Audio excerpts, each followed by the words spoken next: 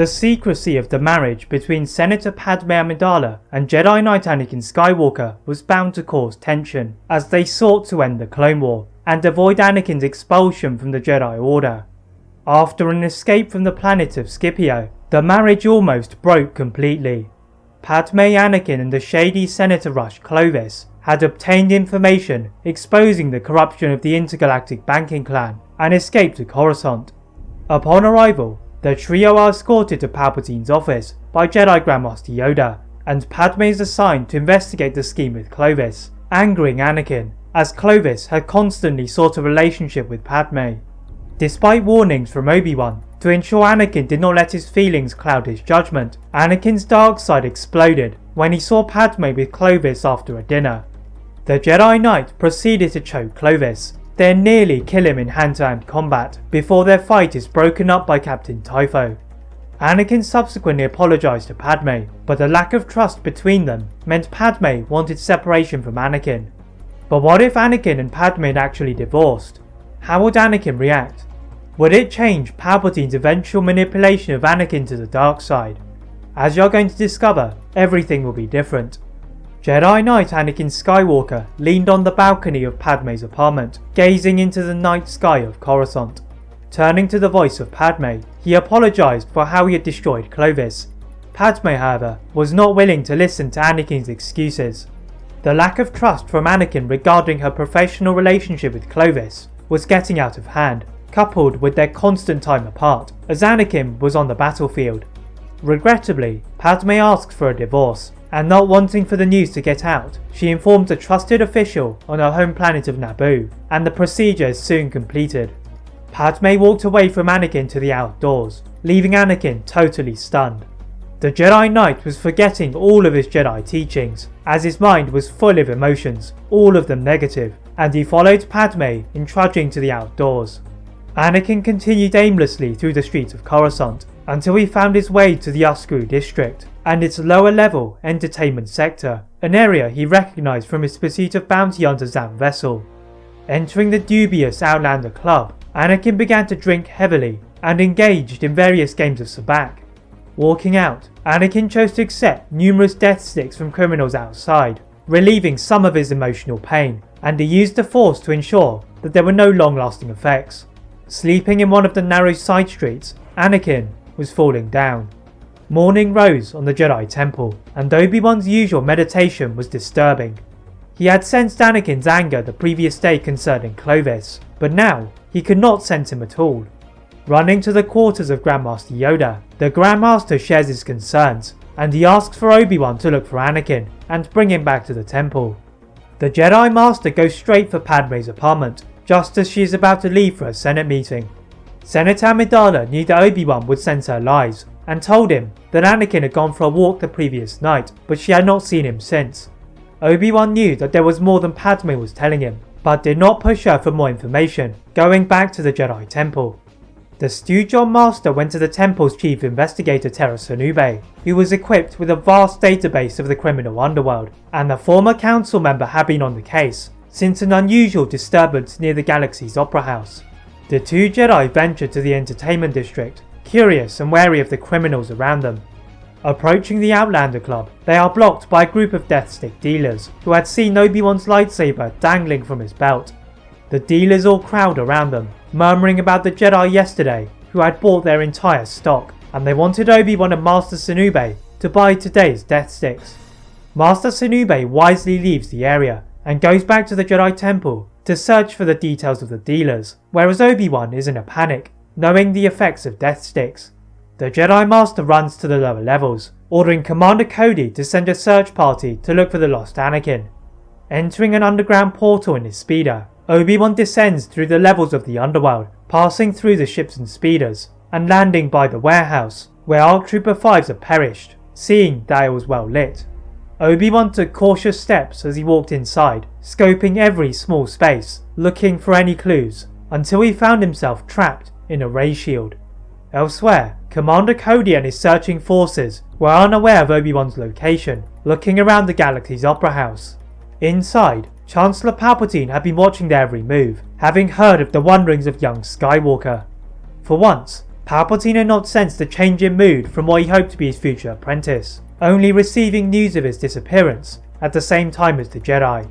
From some of his allied bounty hunters, the Sith Lord had discovered Anakin was already off of the planet, but it was a mystery as to where. Sidious quickly ordered Dooku to ensure everything on Scipio went according to plan and secure their control over the Banking Clan. Darth Sidious would not fail. As Sidious continued to watch the Mon Calamari ballet performance, he was surprised to be interrupted by Amidala, reporting that the clones had lost all lines of communication with Jedi Master Obi-Wan Kenobi. A devilish grin formed across his face, and he left the Opera House and entered his personal ship. Venturing past the unsuspecting clone troopers, he entered the underworld of Coruscant and searched for the Force presence of Master Kenobi. The Sith Lord soon saw the starfires of the Jedi Master on level 1325 and parked his ship behind some containers in the shadows of the warehouse before walking inside.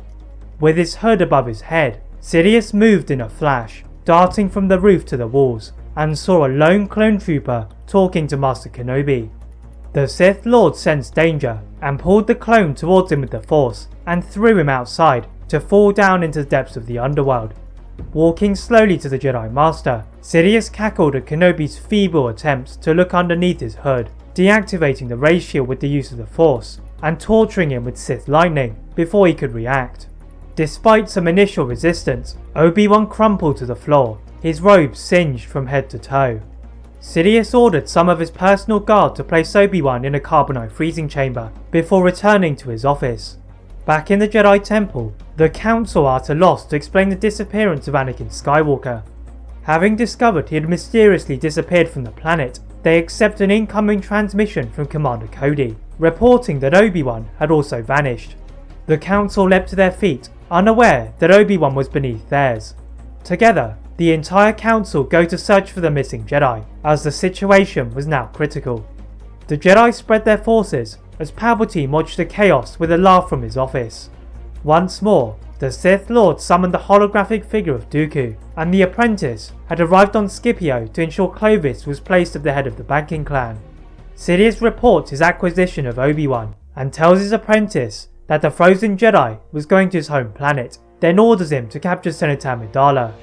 On the planet of Scipio, Dooku hovers in his solar sailor towards the office of Rush Clovis, finding Palpatine's task had already been done for him. The senator was holding a blaster to Padme's head as he gestured to Dooku's ship. The Sith Lord calmly entered the office through its open window and thanked Clovis for his efforts, then dragged Padme into the welcome arms of the small contingent of separatist forces. As they were about to leave the planet, however, the Jedi had sent a battalion of clone troopers in case Anakin had gone to Scipio, and they had conveniently arrived to block the Sith Lord. Led by Plo Koon and his wolf pack, the Keldor Master placed a tracking beacon on Dooku's ship just as it vanished, before helping to clear the separatist army. After the dust had settled, Plo Koon flew back to his cruiser and waited the signal from his beacon until it eventually flashed. Some of the Jedi who had been scouring Coruscant returned to the temple and find Dooku returned to his home planet, likely having possession of the Jedi and Padme.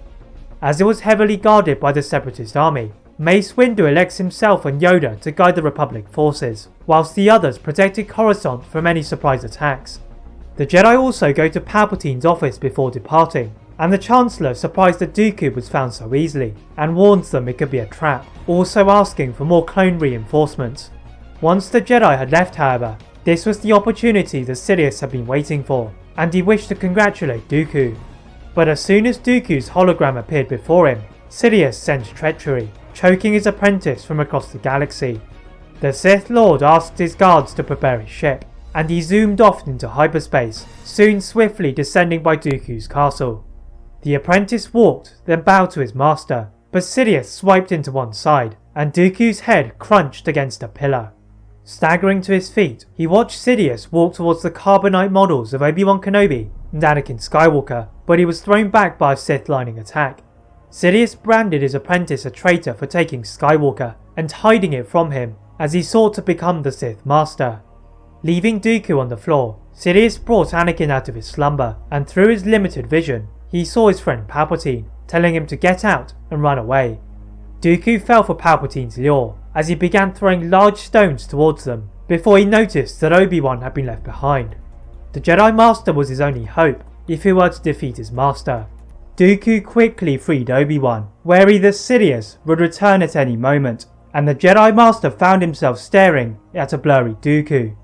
Obi-Wan reached out to ignite his blade, but the usually calm Sith apprentice was distressed. Dooku pleaded with Obi-Wan to help him in defeating Sidious, but Obi-Wan stubbornly refused to go against the Jedi Code, and revealed that Anakin was the key. Suddenly, they heard Senator Amidala awakening on Dooku's ship, and Obi-Wan limped towards it, then scooped her in his arms. As he was about to look for Anakin with Dooku, they had been found by Sidious and Anakin first. Anakin was not what he had been mere moments ago, as his eyes were burning with internal fire. Pointing at Obi-Wan, he accused him of breaking the marriage between himself and Padme, lifting him into the air with the Force. Dooku lifted his own ship in the way of Anakin's attacks, but as Sidious was about to retaliate, a Republic cruiser descended through the clouds on fire, and Sidious cackled again, as it appeared his execution of Order 66 had worked. Soon, however, his laughs turned into a frown, as on top of the trailing inferno was Jedi Grandmaster Yoda, arriving to uphold the entire reputation of the Jedi. Rolling to the floor, the Republic cruiser exploded behind him as he charged towards Sidious. The hooded figure who had plagued his visions countered Yoda's leap with a lightning attack, and soon the front of Dooku's castle became a scene of chaos. Sidious and Yoda separated themselves from the rest of the group, engaging in a ferocious lightsaber duel, whilst Anakin was fueled by his dark side and battled Obi-Wan and Dooku. Obi-Wan was hesitant to attack Anakin, and allowed Dooku to take the hits, whilst he brought Padme out of her slumber. The Senator woke to the sounds of lightsabers clashing, and got a glimpse of what Anakin had become, choosing to escape in Dooku's ship and attempt to get reinforcements with Senator Organa. As soon as she left, Anakin disarmed Dooku, but was pushed out of the way by Obi-Wan, and the Master and Apprentice dueled across the courtyard. Dooku realised that Anakin had grown powerful, especially now with the use of the dark side, and the desperate Sith Apprentice ran into his palace, and summoned the services of his cyborg General Grievous. The Kaleesh warrior had been with the other members of the Separatist Alliance, upon the orders of Darth Sidious, and he'd entered a ship to go to Sereno. Emerging through the clouds, he is tailed by the clones, who had survived any Jedi counterattacks, and landed beside the remains of the Jedi cruiser. The droid general went up Dooku, but he was stopped by Darth Sidious. The Sith Lord ordered Grievous to obey him, and attacked Dooku and Obi-Wan, and it complied. Whilst he began to duel Obi-Wan, Dooku's attempts to defeat his master fell at the hands of Anakin, as his head dropped to the floor. Anakin soon went to assess Grievous in his duel with Obi-Wan, and the Jedi Master wisely joined Yoda. Together, they worked to formulate an escape, but Sidious had other ideas, slicing through Obi-Wan's tiring defences, and left Anakin to kill his former master, sealing his transformation to the dark side. Yoda used Obi-Wan's sacrifice to his advantage, vanishing into the hills below to retrieve the first ship he could find. Deflecting the hits of the clones, he finds a ship that hasn't exploded, and flew to Dagobah and began his self-imposed exile. Back on Sereno, Sidious ordered Grievous to dispatch of the Separatists, whilst he and Vader took the journey to Coruscant. The clones had worked well in killing the Jedi of the Temple and across the galaxy, and now they would be used to enforce Palpatine's new empire. Leaving his ship, Palpatine calmly walked to the Senate building, winged by his 2 royal guards, and found his way to his customary podium. As he rose to the top, he pronounced himself to be the ruler of the new galactic empire. On the other side of the chamber, Senator Padme Amidala had safely landed on Coruscant, reuniting with Senator Organa. As she watched Palpatine taking over, she felt a great deal of shame in divorcing Anakin, and looked over to Clovis standing on the other platform. The Senator of Scipio was declaring his support for Palpatine, but he was met by a lightsaber through his back. Vader had completed his sweep of the Jedi Temple, and now he had his revenge on Clovis. Vader's yellow eyes next burned as they scoped Padme from across the room, and alongside Bail Organa, they ran to their ship, setting course for Alderaan. The Republic had fallen, and the Empire had risen. That is it for What If Padme Divorced Anakin. If you enjoyed this, please like this video, turn on that notification bell, click that subscribe button for more What Ifs, as well as on my other channel What If Films. And as always, leave a comment on what if you'd all like to see next, and how I can improve my videos. Thank you all very much for watching, and see you next time.